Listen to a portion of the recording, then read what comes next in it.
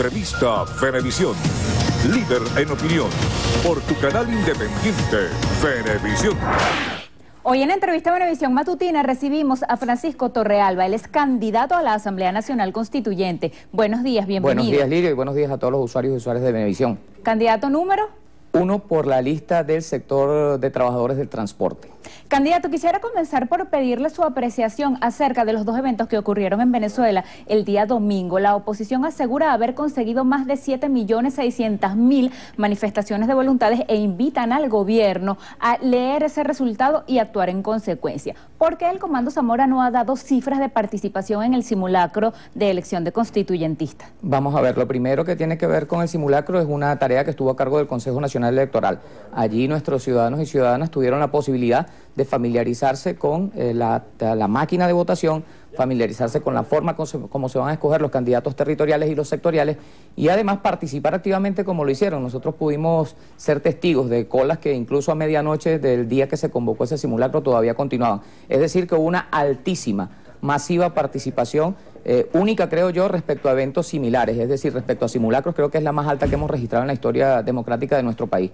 Por otro lado, lo que tiene que ver con la consulta interna que hizo la oposición, o reconsulta, porque normalmente son las mismas preguntas que ellos se hacen a lo interno, nosotros lo único que creo que podríamos destacar es que se cumplió en términos pacíficos y cívicos y que, bueno, se expresó una cantidad de personas todavía no determinada, porque yo creo que no hay nada más controvertido en este momento que las cifras que han anunciado, no solo porque cada quien anunció la cifra que mejor le pareció, sino porque además hay francas contradicciones entre unas cosas y otras. Unas cosas son el número de votantes que asistieron y otra cosa el número de votos que se emitieron.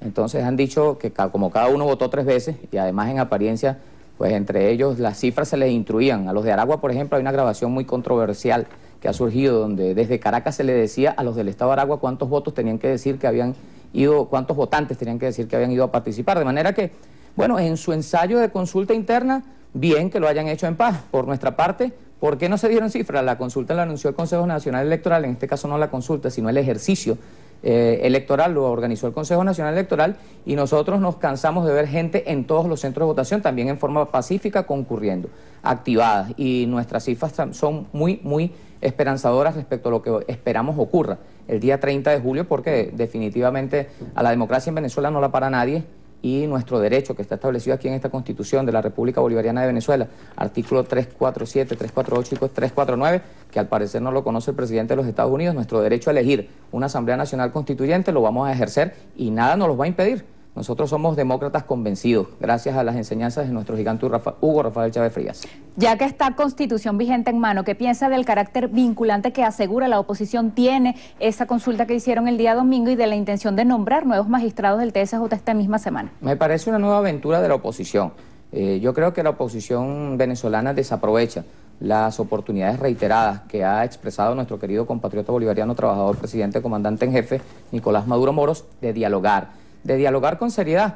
La oposición sabe que la Asamblea Nacional está en desacato, y está en desacato por su propia torpeza. Nadie le hizo incurrir en esa situación que se ha mantenido durante estos 2 años que han tenido mayoría en ese Poder Legislativo Nacional. Así que cualquier acto que hagan, igual que los que han hecho en el pasado, sigue siendo nulo, absolutamente nulo, de toda nulidad, como se dice en derecho, y por tanto no tiene ninguna validez y no tendrá ninguna vigencia. Así que yo creo que lo que debería hacer la oposición venezolana, aparte de seguir haciendo las consultas internas que tenga bien desarrollar, es sentarse a dialogar en serio sobre lo que está establecido en esta Carta Magna y comenzar a trabajar porque el país recobre la normalidad, recobre la paz y ojalá, si van a quedarse dentro del camino democrático, se preparen para las elecciones de gobernadores. Ya nosotros estamos viendo no solamente la Asamblea Nacional Constituyente, estamos viendo las elecciones de todos los gobernadores del país que van a ser este mismo año, de acuerdo al cronograma que anunció el Consejo Nacional Electoral. Único poder, de acuerdo a esta Constitución, que existe en la República Bolivariana de Venezuela para llevar adelante elecciones, las mismas que ha hecho incluso de carácter interno de la derecha venezolana. Candidato, usted que fue ministro del Trabajo, ¿qué piensa sobre ese llamado a paro cívico que hizo la Mesa de la Unidad para este jueves por 24 horas? Fedecámara justamente está en asamblea anual en Maracaibo y han dicho que ellos no fueron convocados, pero que sin embargo lo apoyan y que algún trabajador que no llegue a trabajar el día jueves no está en riesgo su puesto. Bueno, está bien. A mí me parece, lo primero que valdría la pena destacar es quién hace la convocatoria, ¿no? La clase obrera venezolana no es una clase obrera ignorante de la situación en la que se encuentra el país, todo lo contrario, es una clase obrera altamente politizada. Y sabe en consecuencia que nadie va a acatar un llamado que ha hecho una persona que no tiene la posibilidad de mostrar esto que yo tengo en mi mano, es un carnet de identificación laboral. Es el del Metro de Caracas, donde yo trabajo desde el año 1989 y desde entonces estoy afiliado al Sindicato de Trabajadores del Metro de Caracas. Quien convoca a esta paralización es una persona que nunca en su vida ha trabajado. Es un vago, pues, como decimos los trabajadores en nuestro argot común.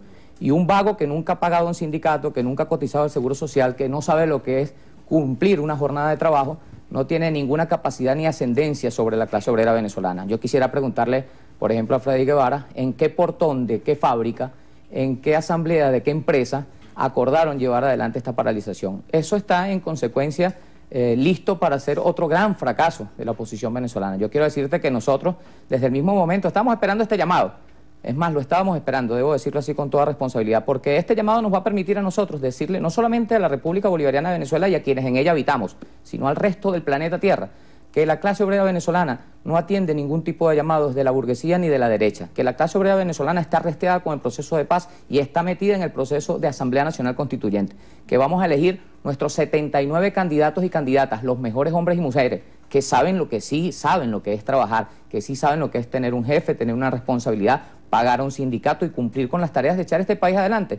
Esta paralización, repito, está condenada al fracaso, ya lo verá usted y lo verá el país, que los trabajadores y las trabajadoras no le hacen caso a llamados de ninguna persona que nunca en su vida ha trabajado, como el caso del dirigente de la oposición, Freddy Guevara, que es el que está haciendo esta convocatoria. Y la hace él, entre otras cosas, porque la oposición venezolana no tiene respaldo de ninguna organización sindical. Es decir, no hay sindicatos que estén de acuerdo con esta convocatoria ni con nada de lo que está haciendo la derecha venezolana.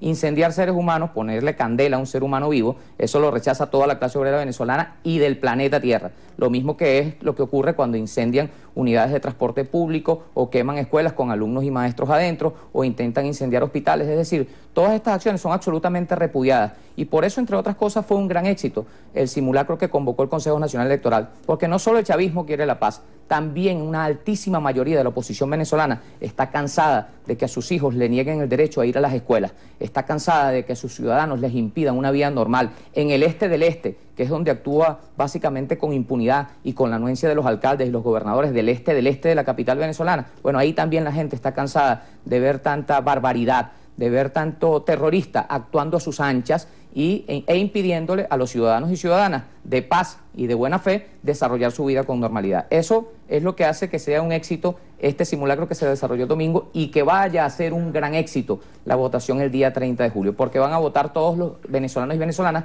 que ya entendieron que el país se debate entre dos opciones, las balas o los votos, o dos opciones también que podía ser, la violencia o la paz, la conversación y la tolerancia o la intolerancia y la confrontación.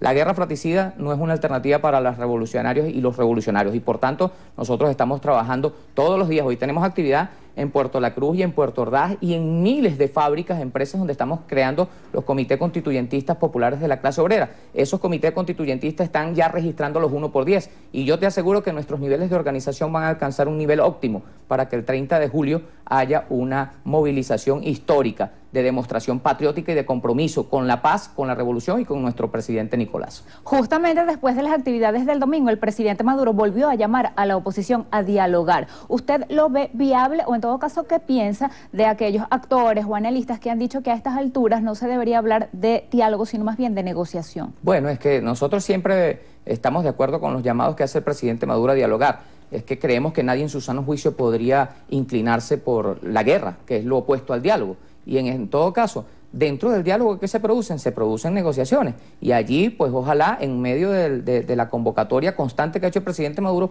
ojalá en algún momento vuelvan a resurgir las voces sensatas que sabemos que existen en la oposición venezolana y que han sido silenciados por los extremistas de derecha que han impuesto el terror como método de acción en esta última etapa de nuestra vida política. Cuando resurjan esas voces sensatas y se restablezca el diálogo, por supuesto que habrá una negociación, y la negociación en todo caso es por el bien del país. Nadie tiene por qué ceder a sus posturas Nadie tiene por qué coincidir obligatoriamente con otro. Aquí cabemos todos, nos necesitamos todos y hay que dejar espacio para que gane el amor por encima del odio, para que gane el respeto y la tolerancia por encima de la violencia que en algunos casos se intenta imponer con el fascismo.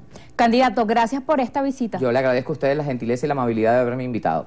Siempre abiertos a recibir las opiniones de todos. Amigos, hasta aquí entrevista Venevisión con Francisco Torrealba, candidato a la Asamblea Nacional Constitucional.